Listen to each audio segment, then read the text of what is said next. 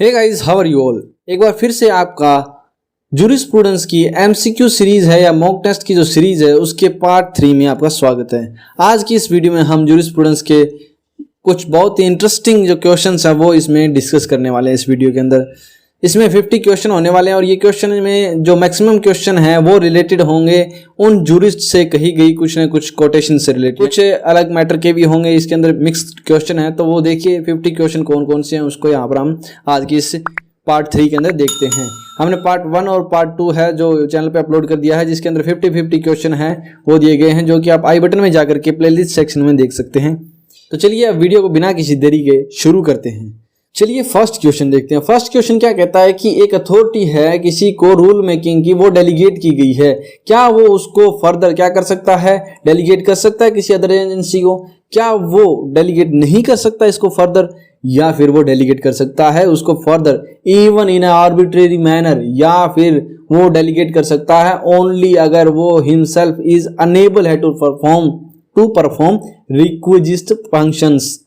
तो इनमें से जो ऑप्शन कौन सा राइट है इसके लिए, यानी कि अगर किसी अथॉरिटी को कोई डेलीगेशन के थ्रू पावर मिली है, क्या वो उसको फर्दर डेलीगेट कर सकता है? तो इसका राइट आंसर है option number A is the right answer, यानी कि वो फर्दर है उसको डेलीगेट कर सकता है किसी अदर एजेंसी को। इसके बाद में क्वेश्चन नंबर 2 देखते हैं। क्या कहता है कि इंडिया के अंदर जो डेलीगेटेड लेजिस्लेशन है वो कंट्रोल्ड किए जाते हैं, किसके द्वारा किए जाते हैं, यानी कि बाय किसके द्वारा कंट्रोल होते हैं? क्या वो पार्लियामेंट्री कंट्रोल के अंदर है, क्या वो जुडिशरी कंट्रोल में है, या पार्लियामेंट्री या जुडिशरी दोनों हैं, या फिर इनमें से कोई नहीं? तो इसका राइट आंसर है option number C is the right answer, यानी कि जो डेलीगेटेड लेजिस्लेशन है वो पार्लियामेंट्री और जुडिशियल कंट्रोल के द्वारा कंट्रोल किए जा सकते हैं। नेक्स्ट क्वेश्चन नंबर 3 क्या आता है?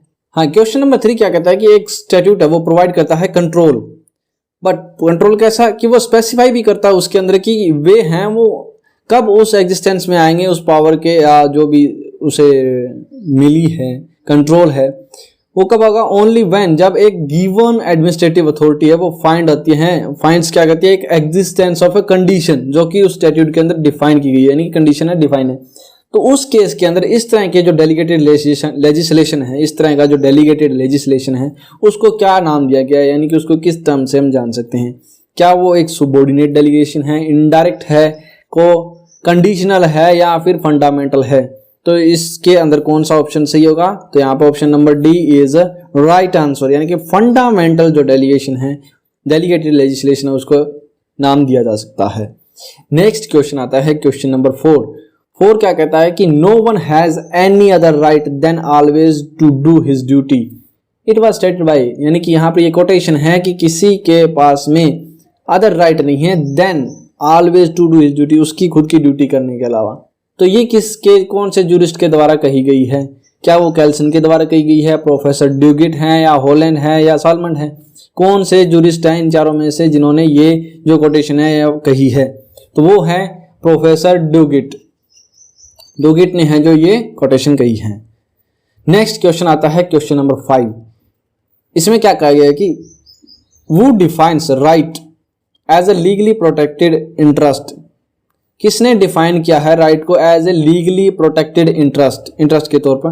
क्या वो इरविंग है, क्या वो ड्यूगिट हैं, स्टार्क हैं, या फिर सालमंड है? इनमें से कौन से जूरिस्ट हैं? तो वो हैं इरविंग यहाँ पर वो जूरिस्ट हैं जिन्होंने लीगल जो राइट है उनको डिफाइन किया है as a legal protected interest. उसके बाद में नेक्स्ट क्वेश्चन आता है क्वेश्चन नंबर 6। क्वेश्चन नंबर 6 क्या कहता है कि इंडिया में है जो लेजिस्लेचर है वो क्या नहीं कर सकता? कैन नॉट डेलीगेट नहीं कर सकता अपने essential functions power to execute को, या फिर वो क्या कर सकता है कि अपने जितने भी फंक्शंस हैं, पावर्स हैं, एग्जीक्यूटिव को डेलीगेट कर सकता है, या फिर ऑप्शन नंबर सी क्या कहता है कि लेजिस्लेचर डेलीगेट कर सकते हैं अपने एसेंशियल फंक्शन को in case there is an emergent need है अगर कोई, तो उस केस में, या फिर बी और सी दोनों के दोनों है। तो इसमें से राइट आंसर कौन सा है?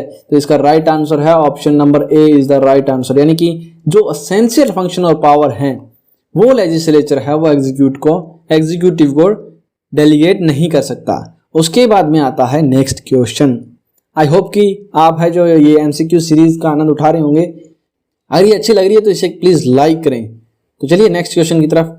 यहाँ पे क्या कहता है कि एक लीगल राइट है, वो क्या है, एक इंटरेस्ट है जो कि रिकॉग्नाइज्ड और प्रोटेक्टेड है किसके द्वारा, रूल ऑफ जस्टिस के द्वारा।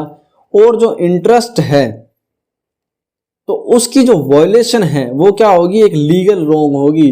वो किसके द्वारा किसको होती है, या तो done to him whose interest, जिसका वो इंटरेस्ट है, या फिर रिस्पेक्ट ऑफ विच, जिसकी एक लीगल ड्यूटी है उस इंटरेस्ट के रिगार्डिंग।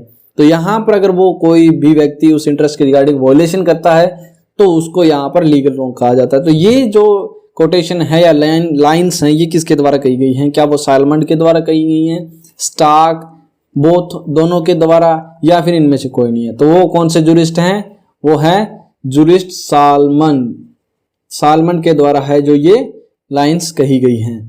नेक्स्ट आता है क्वेश्चन नंबर 8। इसमें क्या कहा गया कि एसेंशियल फंक्शन क्या है लेजिस्लेचर के, क्या वो publishing legislation in the official gazetted का काम करती है, क्या वो पासिंग बजट का काम करती है for the enforcement of legislation के लिए, या फिर उसके पास क्या है कि फंक्शन क्या है कि having consent of president on the formed rule के ऊपर, या फिर डिटर्मिनेशन है of legislative policy and enacting that the policy into binding the rule of conduct.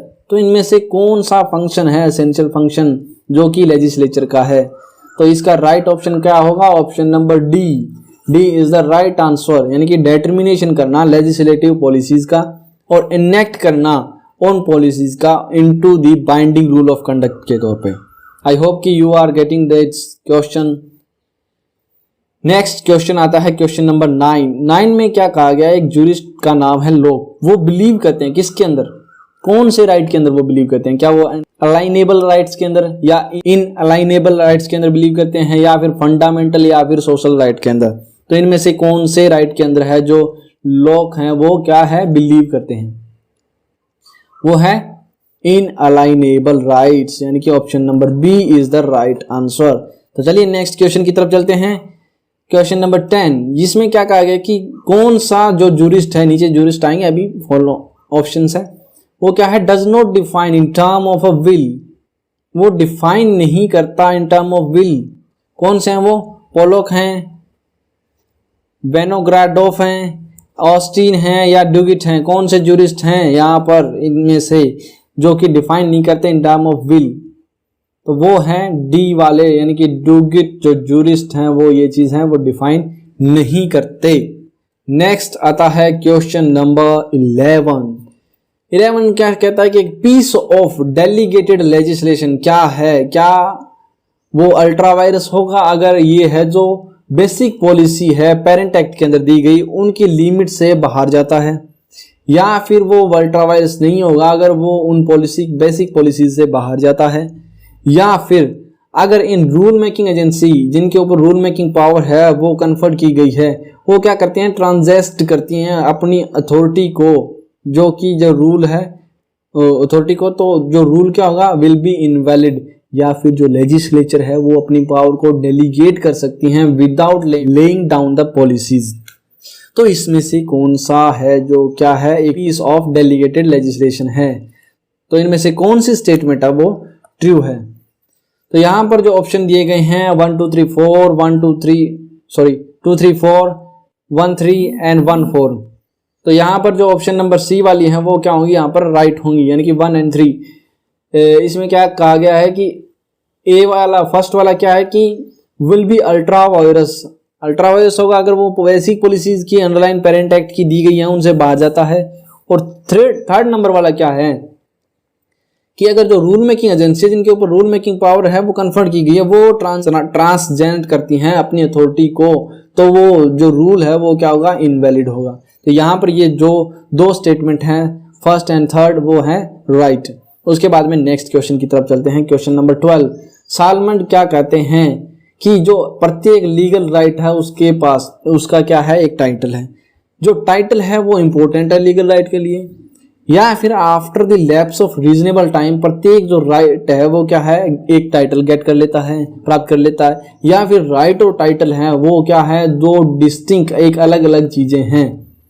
तो इनमें से कौन सा जो ऑप्शन है वो सालमंड ने कहा है, वो कहा है ऑप्शन नंबर ए वाला, यानी कि जो प्रत्येक लीगल राइट है उसका एक टाइटल होता है। I hope you are getting the point. Next question की तरफ चलते हैं, क्वेश्चन नंबर 13।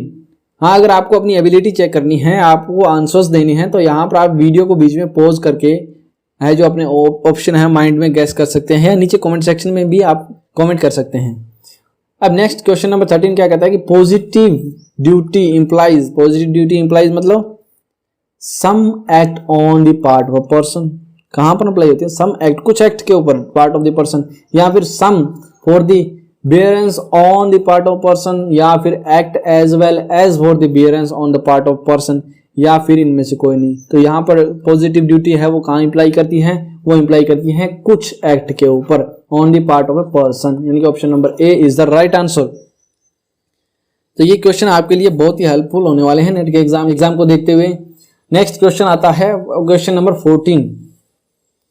क्वेश्चन नंबर 14 क्या कहता है कि प्राइमरी और जो सेकेंडरी राइट है उनको किस नाम से जाना जाता है, किस दूसरे नाम से जाना जाता है? क्या वो सोशल लीगल राइट के नाम से है, नेचुरल और प्रोटेक्टेड राइट के नाम से है, या फिर एंटीसेंडेंट और रेमेडियल राइट के नाम से है, या फिर फोर्थ नंबर वाला फंडामेंटल या जनरल राइट के नाम से है? तो यहाँ पर प्राइमरी और सेकेंडरी राइट किस नाम से जाने जाते हैं? वो है ऑप्शन नंबर सी वाले, यानी कि एंटीसेंडेंट एंड रेमेडियल राइट के तौर पर। इसके बाद में नेक्स्ट क्वेश्चन आता है 14, जिसमें प्लोक है जो जूरिस्ट है, वो जो एंटीसेंडेंट और रेमेडियल राइट्स हैं उनको किस नाम से यहाँ पर उसने कॉल किया है? क्या उनको उसने प्राइमरी सेकेंडरी राइट कहे हैं? यहाँ पर कहीं आप कंफ्यूज मत हो जाना जी कि ऊपर वाले क्वेश्चन में प्राइमरी सेकेंडरी राइट को यहाँ पर ये कहा है, या फिर जो सेकंड वाला है सब्सटेंटिव और ऑब्जेक्टिव राइट है, या फिर सब्जेक्टिव और ऑब्जेक्टिव राइट है, या फिर इनमें से कोई नहीं। तो ऊपर वाले क्वेश्चन से इस क्वेश्चन को लिंक मत करना। यहाँ पर प्लोक के बारे में कहा गया है, जूरिस्ट के बारे में, तो इन्होंने इसके बारे में क्या कहा गया है? ये कहते हैं कि ये जो राइट हैं उनको उसने सब्सटेंटिव एंड ऑब्जेक्टिव राइट के तौर पर कॉल किया है, कहा है। आई होप कि आपको ये चीज है जो अलग अलग है ये दोनों समझ में आ गई होगी। तो उसके बाद में नेक्स्ट आता है क्वेश्चन नंबर 16। इसमें क्या कहा गया है कि कौन सी स्टेटमेंट है वो ट्रू है राइट के बारे में, यानी कि राइट के बारे में क्या कौन सी स्टेटमेंट ट्रू है? फर्स्ट स्टेटमेंट क्या है कि कंटीजेंट राइट है वो क्या है? Does not create an immediate interest. Contingent यानी कि कोई कंडीशनल राइट है वो इमीडिएट इंटरेस्ट क्रिएट नहीं करता। सेकंड क्या कहता है कि यहाँ पर एक टाइटल है वो कब आता है? ऑन द हैपनिंग और not happening of the certain fact. ठीक है, यहाँ पर टाइटल की बात हो रही है, वो किसी हैपनिंग और नॉन हैपनिंग के ऊपर डिपेंड करता है। थर्ड में कंटीजेंट राइट क्या है? एक ट्रांसफरेबल है और क्या है? हेरिटेबल है। क्या ये राइट है? या फिर एक वेस्टेड राइट है वो क्रिएट क्या करता है? एक इमीडिएट इंटरेस्ट। इमीडिएट इंटरेस्ट का मतलब है क्या? हाथों हाथ इंटरेस्ट में क्रिएट करना। तो इसमें से कौन सी जो है ट्रू है स्टेटमेंट? क्या वो 1 2 3 है, या फिर 2 3 4 है, या फिर 1 2 4 है, या फिर 2 3 है? तो इनमें से राइट स्टेटमेंट है वो है ऑप्शन नंबर सी वाले, यानी कि 1 2 एंड 4। यानी कि कंटीजेंट जो राइट है वो ट्रांसफरेबल नहीं होते, ना ही वो हेरिटेबल होते हैं। हाँ, ये सही है कि वेस्टेड जो राइट हैं वो इमीडिएट इंटरेस्ट क्रिएट करते हैं, कंटीजेंट है वो इमीडिएट नहीं क्रिएट करते, क्योंकि जब कंडीशन कोई पूरी होगी तभी ही वो कंटीजेंट राइट है वो इंटरेस्ट है वहां पर क्रिएट होंगे। और happening no and non happening के ऊपर जो कुछ चीज है वो डिपेंड करती है, वो यहाँ पर एक राइट के रिगार्डिंग मैटर करती है उसके टाइटल को। आई होप कि आपको ये क्वेश्चन है वो समझ में आ गया होगा। तो नेक्स्ट क्वेश्चन की तरफ चलते हैं, क्वेश्चन नंबर 17 में क्या कहा गया है कि प्रोपाउंडर है इंटरेस्ट थ्योरी का वो कौन है? क्या वो इरविंग है, पोलोक है, ऑस्टिन है, हेगल है? तो जल्दी से कमेंट करके बताएं कि कौन सा जूरिस्ट है वो इसका प्रोपाउंडर है। तो वो क्या है? इरविंग। नेक्स्ट क्वेश्चन आता है क्वेश्चन नंबर 18। जो इरविंग वो क्या कहते हैं कि जो लॉ है ऑलवेज उसका एक पर्पज है, and in case of right के केस के अंदर क्या है कि पर्पज ऑफ लॉ इज क्या है, यानी कि पर्पज क्या है फिर लॉ का? वो क्या है? To protect the will of individual. क्या ये सही है? या फिर to provide them means of self expression and self assertion, या फिर to protect the certain interest, या फिर इनमें से कोई सा नहीं। तो इसमें क्वेश्चन नंबर 18 है, उसका राइट आंसर कौन सा है? Option number C is the right answer, यानी कि कुछ इंटरेस्ट है उनको प्रोटेक्ट करना। आई होप कि you are getting this. Next question आता है क्वेश्चन नंबर 19। यहां पर क्या कहा गया है? एक कोटेशन दी गई है या लाइनिंग कही गई है, वो देखते हैं कि कौन से जूरिस्ट के द्वारा कही गई है कि we must admit openly that the president make law as well as declare. यानी कि प्रेसिडेंट है यहाँ पर वो ही क्या बनाती हैं? लॉ बनाती हैं। ठीक है, और उन्हें वही डिक्लेयर करती हैं उसको। तो यहाँ पर जो ओरिजिनल प्रेसिडेंट हैं वो क्या है, आउटकम है of the international exercise by the courts के द्वारा of their privilege developing the law. ठीक है, at the same time they administered it, और उसी टाइम वो एडमिनिस्टर भी करते हैं। तो ये जो लाइनिंग है वो कौन से जुरिस्ट के द्वारा की गई है, क्या सालमन है, रेडक्लिफ हैं, लॉर्ड डैनिंग है या फिर स्टॉक हैं। तो इसमें से जो सालमन जुरिस्ट हैं वो यहाँ पर इन लाइन्स को कहते हैं। चलिए नेक्स्ट क्वेश्चन देखते हैं अब इसके बाद में, क्वेश्चन नंबर 20 में क्या कहा गया है कि जो केस लॉ है वो क्या है, एक गोल्ड है in the main few grain के अंदर ऑफ द प्रीशियस मेटल की to the tons of useless metal, जबकि जो स्टैट्यूट लॉ है वो क्या है, एक कॉइन है of the realm ready for immediate use, यानी कि इमीडिएट यूज के लिए, यानी कॉइन जिस तरह से रेडी होता है इमीडिएट यूज के लिए उस तरह से स्टैट्यूट लॉ है जो, जबकि केस लॉ क्या है वो एक गोल्ड माइन की तरह है प्रीशियस मेटल के तौर पर।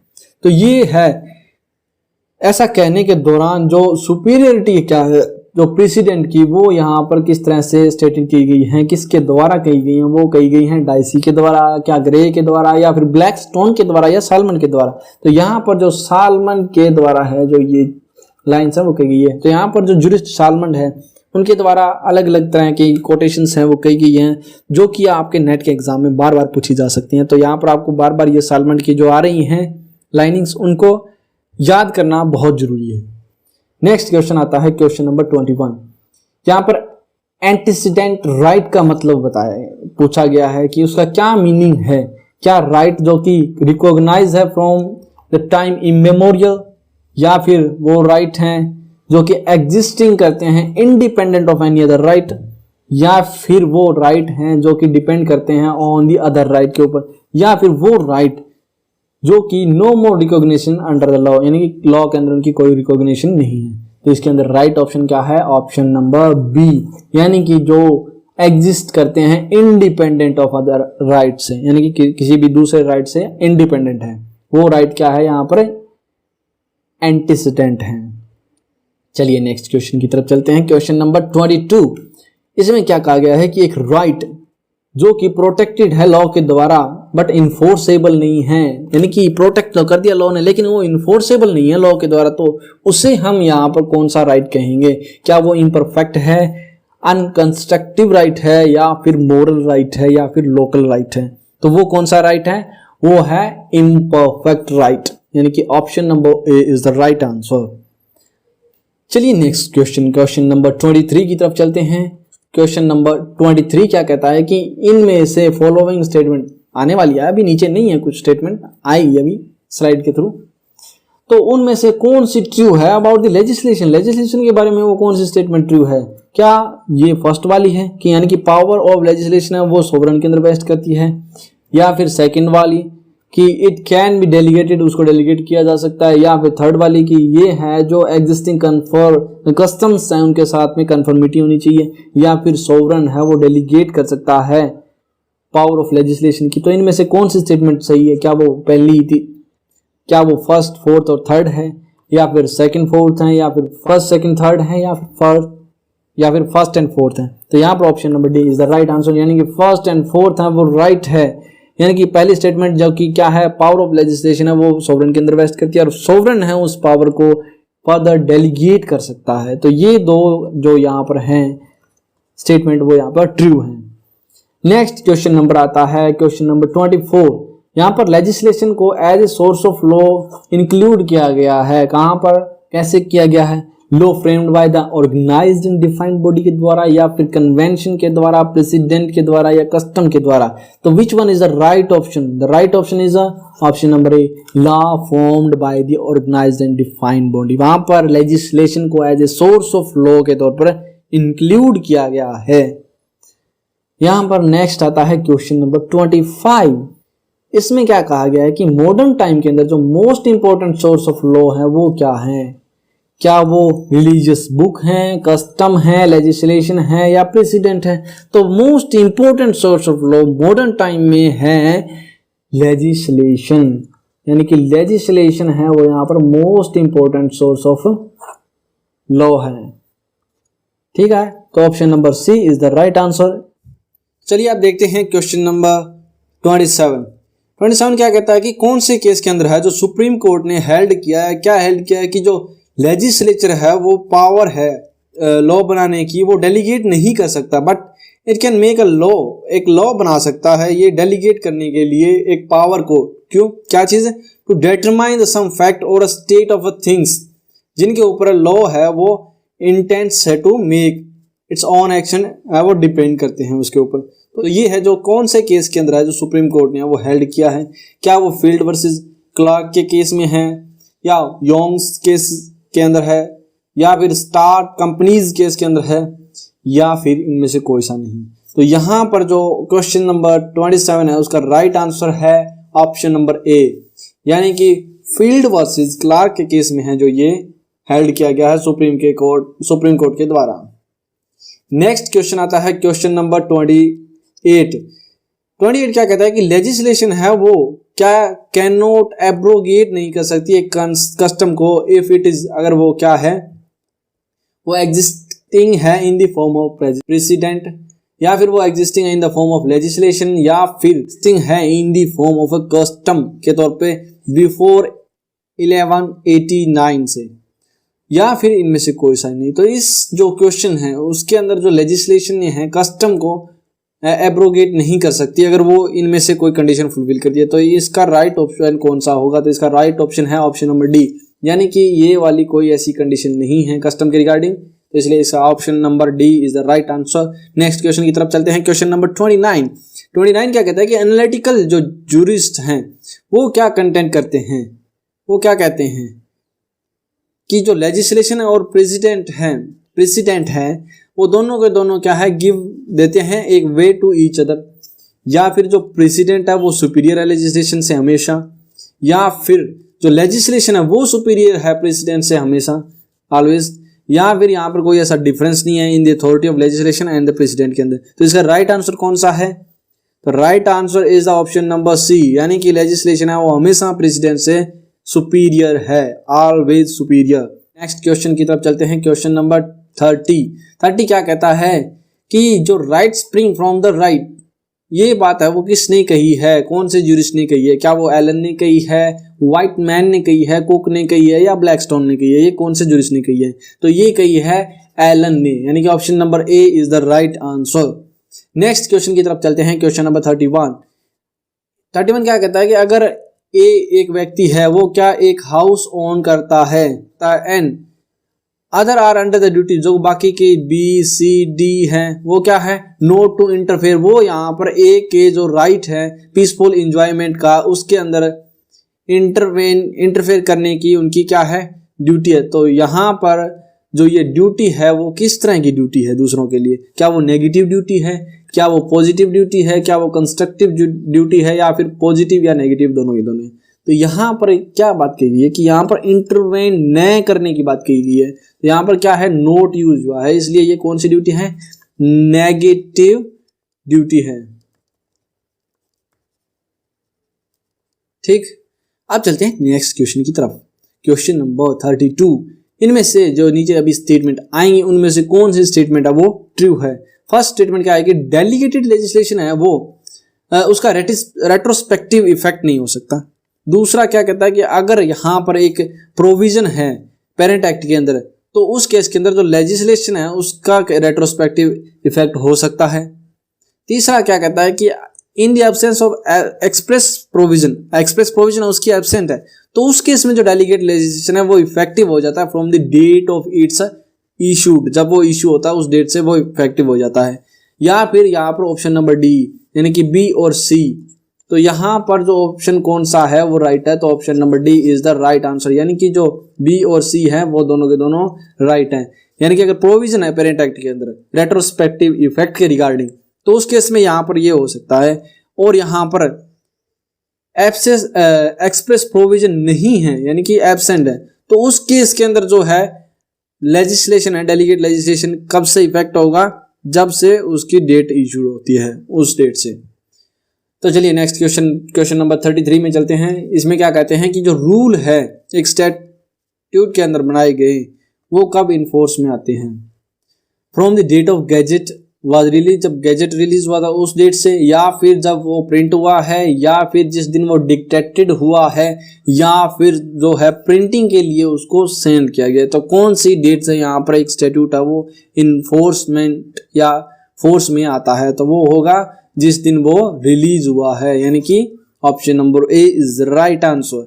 चलिए नेक्स्ट क्वेश्चन की तरफ चलते हैं। क्वेश्चन नंबर 34 क्या कहता है कि फॉलोइंग, अभी जो स्टेटमेंट आने वाली है उनमें से कौन सी ट्रू है, किसके बारे में, नेचुरल लॉ स्कूल के बारे में। तो वो कौन सी स्टेटमेंट ट्रू है, क्या वो ये है कि they imply the separation of law from the moral duty, क्या वो लिबरेटेड है इंडिविजुअल को from the tie of the feudalism and church से, या फिर वो इंस्पायर करती है अमेरिकन और फ्रेंच रेवोल्यूशन को, या फिर ये सारे के सारे इनमें से कौन सी वो स्टेटमेंट है जो राइट है नेचुरल स्कूल लॉ के बारे में। तो वो है ऑप्शन नंबर बी वाली जो स्टेटमेंट है, यानी कि ये इंडिविजुअल को from the tie of feudalism and church से है वो लिबरेट करती हैं। आई होप कि you are enjoying this video. अब चलते हैं नेक्स्ट क्वेश्चन की तरफ। क्वेश्चन नंबर 35, यहाँ पर एक प्राइमरी ड्यूटी क्या है कि वो ड्यूटी है जिसको है फुलफिल करना चाहिए प्राइमरी, जहां पर एक से ज्यादा ड्यूटी आ रही है, यानी कि यहाँ पर बहुत सारी ड्यूटीज है, तो यहाँ पर उस ड्यूटी को जहां पर जो प्राइमरी परफॉर्म की जाती है क्या वो प्राइमरी ड्यूटी है, या फिर जहां पर एक लिस्ट है उसमें जहां पर जो ऐसे लिस्ट दी गई ड्यूटीज की, तो उसके अंदर जो फर्स्ट है लिस्ट ऑफ ड्यूटी क्या वो है, या फिर imposed on a person of primary sector की क्या वो प्राइमरी ड्यूटी है, या फिर जो कि एग्जिस्ट करती है पर से अपने आप से इंडिपेंडेंट ऑफ अदर ड्यूटीज। तो इसमें से प्राइमरी ड्यूटी कौन सी है, तो यहाँ पर जो 4th नंबर वाली है वो है प्राइमरी ड्यूटी, यानी कि जो एग्जिस्ट करती है अपने आप में एक इंडिपेंडेंट किसी अदर ड्यूटीज से, तो वो यहाँ पर प्राइमरी ड्यूटी होगी। नेक्स्ट क्वेश्चन आता है क्वेश्चन नंबर 36 क्या कहता है कि पॉजिटिव राइट क्या है। पॉजिटिव राइट क्या वो राइट है जिसके पास में को रिलेटिव ड्यूटी नहीं है, या फिर जो कि एक कोरिलेटिव ड्यूटी है उसके पास में, या फिर दोनों के दोनों हैं, या इनमें से कोई नहीं। तो यहाँ पर कौन सा पॉजिटिव राइट है, तो यहाँ पर ऑप्शन नंबर बी वाला पॉजिटिव राइट है, यानी कि कोरिलेटिव एक ड्यूटी है जिसके पास में वो एक पॉजिटिव राइट है।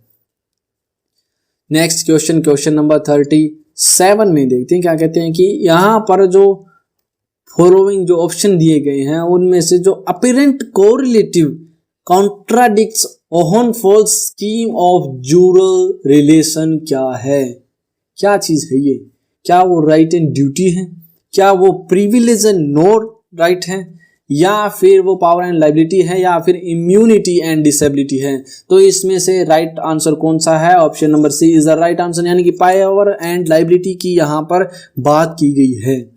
उसके बाद में नेक्स्ट क्वेश्चन आता है क्वेश्चन नंबर 38। यहाँ पर प्रोफेसर हॉलैंड है वो डिस्टिंग्विश करता है लीगल राइट को किन से, फ्रॉम द नेचुरल राइट और मॉरल राइट से, या फिर इंटरनल और एक्सटर्नल राइट से, या फिर माइट एंड मोरल राइट से, या फिर साइट और मॉरल राइट से। कौन से राइट से यहाँ पर लीगल राइट को है वो डिस्टिंग्विश करता है प्रोफेसर हॉलैंड, तो वो है सी नंबर वाले, यानी कि ऑप्शन नंबर सी वाले जो राइट हैं उनको यहाँ पर लीगल राइट से हॉलैंड के द्वारा डिस्टिंग्विश किया गया, यानी कि माइट एंड मॉरल राइट से। नेक्स्ट क्वेश्चन की तरफ चलते हैं क्वेश्चन नंबर 39। नीचे ऑप्शन में आने वाली स्टेटमेंट में से कौन सी स्टेटमेंट है वो ट्रू है, यानी कि legislation is superior to custom superior है लेजिस्लेशन से, या लेजिस्लेशन है वो एब्रोगेट कर सकती है कस्टम को, या फिर 4th नंबर वाली यानी कि कस्टम एब्रोगेट कर सकती है लेजिस्लेशन को। तो इनमें से कौन सी ट्रू है स्टेटमेंट, तो यहाँ पर जो है क्या वो 1st 3rd और 4th है, या फिर 2nd 4th है, या फिर 2nd 3rd 4th है, या फिर 1st and 3rd है। तो कौन सी स्टेटमेंट यहाँ पर राइट है, ऑप्शन नंबर ए वाली, यानी कि 1st 3rd and 4th वाली जो स्टेटमेंट है वो राइट है, यानी कि लेजिस्लेशन है वो कस्टम से सुपीरियर है, लेजिस्लेशन है वो एब्रोगेट कर सकते हैं कस्टम को, एंड कस्टम है वो भी एब्रोगेट कर सकती है यहाँ पर लेजिस्लेशन को। नेक्स्ट क्वेश्चन की तरफ चलते हैं क्वेश्चन नंबर 40 क्या कहता है कि यहाँ पर ए है उसके पास में एक राइट है किस चीज का, to enjoy his legally possessed land, यानी कि यहाँ पर एक लैंड का टुकड़ा है जो कि वो लीगली पोजेस्ड करता है, उसको एंजॉय करने का उसके पास में राइट है। तो वो कौन सा राइट है, क्या वो राइट टू रेलम है, क्या राइट टू पर्सोनम है, यानी कि पूरे मतलब वर्ड के विपरीत है, या फिर किसी पार्टिकुलर पर्सन के खिलाफ है वो राइट, या फिर राइट टू लैंड है या फिर मोरल राइट है, तो वो कौन सा राइट है? तो यहाँ पर जो एक लैंड का राइट है उसके पास के इंजॉय करने का, तो ये एक तरह से मतलब किसी पार्टिकुलर व्यक्ति के प्रति नहीं हो गया, ये एक तरह से यानी कि इस राइट को एंजॉयमेंट करने से कोई नहीं रोक सकता, इसको कोई भी इंटरफेयर नहीं कर सकता, तो यानी कि ये होल वर्ल्ड की तरफ है, इसलिए इसको राइट टू रैम कहा गया है, यानी कि option number A is the right answer. चलिए नेक्स्ट क्वेश्चन की तरफ से चलते हैं। राइट इन पर्सोनम का मतलब क्या है? पर्सोनम का मतलब क्या है? Right available against the person और पर्संस, या फिर अवेलेबल अगेंस्ट पर्सन, या फिर अगेंस्ट द पर्सोनम, या फिर लोकली एनफोर्सेबल राइट है। तो इसमें से राइट ऑप्शन कौन सा है? तो यहाँ पर option number A is the right, यानी कि जो राइट पर्सन या पर्सन एक से ज्यादा व्यक्तियों के अगेंस्ट जो राइट अवेलेबल है वो यहाँ पर राइट इन पर्सोनम है। उसके बाद में नेक्स्ट क्वेश्चन, क्वेश्चन नंबर 42, यहाँ पर क्या कहा गया कि एग्जिस्टेंस है वो लेजिस्लेशन की, वो क्या है? क्या वो डिजोर है, डिफेक्टो है, या दोनों के दोनों है, या इनमें से कोई नहीं है? तो एग्जिस्टेंस लेजिस्लेशन का वो क्या है? डिजोर है, यानी कि ऑप्शन नंबर ए है वो राइट है, यानी कि ये लॉ के द्वारा है न कि फैक्ट के द्वारा, तो ये डिफेक्टो नहीं है, डिजोर है, लीगली बाउंड। उसके बाद में क्वेश्चन नंबर 43, यहाँ पर फुलर और हार्ट की बात की गई है, वो उनकी जो डिबेट कुड बी समराइज्ड क्या as a debate between which two jurisprudential approach या पोजीशन। तो उनकी जो डिबेट है उसको कौन सी जो दो जूरिस्प्रूडेंशियल अप्रोच है या पोजीशन है उनके बीच में उनको समराइज किया जा सकता है? पॉजिटिविज्म या यूटिलिटेरियज्म, या फिर पॉजिटिविज्म एंड लिबरलाइजिज्म, या फिर नेचुरल लॉ एंड पॉजिटिविज्म, या फिर मार्क्सिज्म एंड लिबरल फेमिनिज्म।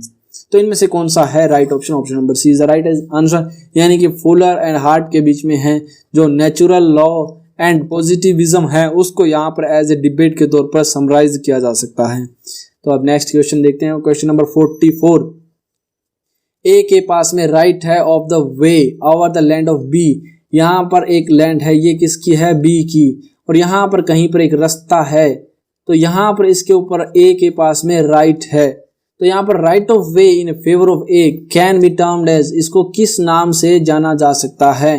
क्या वो राइट इन री प्रोपेरिया है, या फिर राइट इन री अलाइना है, या फिर फंडामेंटल राइट है, या फिर कॉन्स्टिट्यूशनल राइट है? तो यहाँ पर बी की जो प्रॉपर्टी है, लैंड है, उसके ऊपर एक वे का जो राइट है ए का, उसको कौन सा राइट कहते हैं? उसको कहते हैं राइट इन अलाइना, यानी कि री अलाइना, इसको यहाँ पर राइट का नाम दिया गया है, ए के राइट को, राइट टू वे का। ठीक है, I hope you understand this. Next question की तरफ चलते हैं, question number 45, according to the Duguit के अकॉर्डिंग जो डिवीजन ऑफ लेबर है is most important factor of social cohesion के लिए जो मोस्ट इंपोर्टेंट फैक्टर क्या है लेबर के लिए? तो उसको उसने क्या नाम दिया है? सोशल फिनोमिना कहा है उसको, सोशल इंजीनियरिंग कहा है, सोशल सॉलिडेरिटी कहा है, या सोशल रिलेशनशिप कहा है? तो यहाँ पर ड्यूगिट की जब बात आती है तो यहाँ पर सोशल सॉलिडेरिटी वर्ड है वो आपको हमेशा याद रखना है। तो सोशल सॉलिडेरिटी है वो ड्यूगिट के द्वारा यहाँ पर दी गई है एक थ्योरी,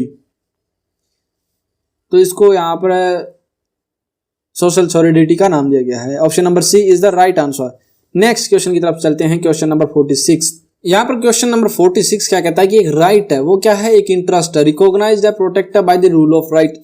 तो यहाँ पर इट इज एन इंटरेस्ट, ये इंटरेस्ट क्या है? Respect of which is a duty, किसकी रिस्पेक्ट में एक ड्यूटी है, and disregard of which is a wrong, और किसी के मतलब खिलाफ में अगर उसको डिसरिगार्ड किया जाता है तो वो क्या है? एक रॉन्ग है। तो ये किसके द्वारा कहा गया है? इसके रिगार्डिंग एक क्वेश्चन पहले भी आया है, आई थिंक आपको याद होगा, इस वीडियो के अंदर ही है। तो ये किसके द्वारा कहे गए ये वर्ड? या सालमन के द्वारा कहे गए हैं, हॉलैंड, ड्यूगिट, या फिर कैल्सन के द्वारा? तो कौन से जूरिस्ट हैं जो ये बात कहते हैं? वो हैं सालमन ने हैं जो ये वर्ड कहे हैं। चलिए नेक्स्ट क्वेश्चन की तरफ चलते हैं, क्वेश्चन नंबर 47। इसमें से कौन सी स्टेटमेंट है वो ट्रू है? यहाँ पर आने वाली अभी स्टेटमेंट नंबर 1 क्या कहती है कि एक इम्परफेक्ट राइट है वो परफेक्ट बन सकता है कुछ सर्टेन सर्कमस्टेंसेस के अंदर। सेकंड वाली स्टेटमेंट क्या कहती है कि एक इम्परफेक्ट राइट है वो valid can become a valid defence बन सकता है। थर्ड क्या कहती है कि लॉ रिकॉग्नाइज करता है एन इम्परफेक्ट राइट को बट नॉट इन्फोर्स इट, उसको इन्फोर्स नहीं करता। और फोर्थ नंबर वाली जो ऑप्शन है स्टेटमेंट है वो क्या कहती है कि एक इम्परफेक्ट राइट है वो can not be reduced as a valid, उसको रिड्यूस नहीं किया जा सकता एज अ वैलिड के तौर पर। तो यहाँ पर कौन सा वैलिड डिफेंस के तौर पर, तो कौन सा यहाँ पर ट्रू स्टेटमेंट है? क्या वो फर्स्ट सेकंड थर्ड फोर्थ हैं, या फिर फर्स्ट और फोर्थ हैं, या फिर सेकंड थर्ड फोर हैं, या फिर फर्स्ट सेकंड थर्ड है? तो इसमें से राइट आंसर क्या है? डी नंबर वाला राइट आंसर, यानी कि first second and third is the right statement, true statement है ये तीनों की तीनों। यानी किसी भी इम्परफेक्ट जो राइट है उसको कुछ सर्कमस्टेंसेस के अंदर परफेक्ट बनाया जा सकता है। एक वैलिड डिफेंस हो सकता है इम्परफेक्ट राइट, और लॉ है जो इम्परफेक्ट राइट है उनको रिकॉग्नाइज करता है लेकिन उनको इन्फोर्स नहीं करता। उसके बाद में नेक्स्ट क्वेश्चन नंबर 48 क्या कहता है कि जो Jurel correlative of immunity is क्या है? इम्यूनिटी की कोरिलेटिव जूरल क्या चीज है? क्या वो पावर है, या फिर डिसेबिलिटी है, या फिर नो क्लेम है, या फिर क्लेम है? कौन सी जो जूरल है वो कोरिलेटिव है? वो है क्लेम यहाँ पर है जो इसकी इम्यूनिटी की कोरिलेटिव है। ठीक है, option number D is the right answer. Next question की तरफ चलते हैं, क्वेश्चन नंबर 49। तो यहाँ पर जूरल कोरिलेशन ऑफ क्लेम क्या है? जूरल कोरिलेशन ऑफ क्लेम क्या है? इम्यूनिटी है, लायबिलिटी है, ड्यूटी है, या फिर इनमें से कोई सा भी नहीं? तो इसका आंसर कौन सा होगा? Option number C is the right answer, यानी जो क्लेम है उसका जूरल कोरिलेशन है वो क्या है? ड्यूटी है। कहीं आप इस क्वेश्चन में कंफ्यूज नहीं हो रहे होंगे, क्योंकि यहाँ पर इसने क्लेम का जो कोरिलेटिव क्या है इम्यूनिटी को बता दिया, और आपको यहाँ पे कह रहे हो क्लेम का यहाँ पर ये, तो यहाँ पर कोरिलेशन वर्ड है और यहाँ पर कोरिलेटिव वर्ड है, तो इसमें थोड़ा सा डिफरेंस है। चलिए नेक्स्ट क्वेश्चन नंबर 50, यानी कि इस पार्ट का लास्ट क्वेश्चन नंबर 50 देखते हैं क्या कहता है कि एक प्रेसिडेंट है वो कवर करता है एवरीथिंग सेड और done with furnished a rule for subsequent practice. तो ये किसके द्वारा कहे गए? क्या वो ग्रे के वर्ड हैं ये, या हॉलैंड के हैं, या कीटोन के, या हेगल के? तो ये वर्ड हैं वो कौन से जूरिस्ट के हैं? तो ये हैं जूरिस्ट नंबर ए वाले, यानी कि ग्रे ने है जो ये वर्ड कहे हैं। आई होप कि आपको ये वीडियो बहुत ही इंटरेस्टिंग लगी हुई, और अगर ये वीडियो आपको कहीं ना कहीं हेल्पफुल लगती है तो इसे अपने दोस्तों के साथ में शेयर करें और इसे लाइक करें, ताकि उनका भी भला हो, वो भी अपनी जो MCQ प्रैक्टिस है वो इस वीडियो के थ्रू कर सकें। और हाँ, इस चैनल को सब्सक्राइब जरूर करें ऐसी ही और वीडियो पाने के लिए। And thanks for watching, keep learning.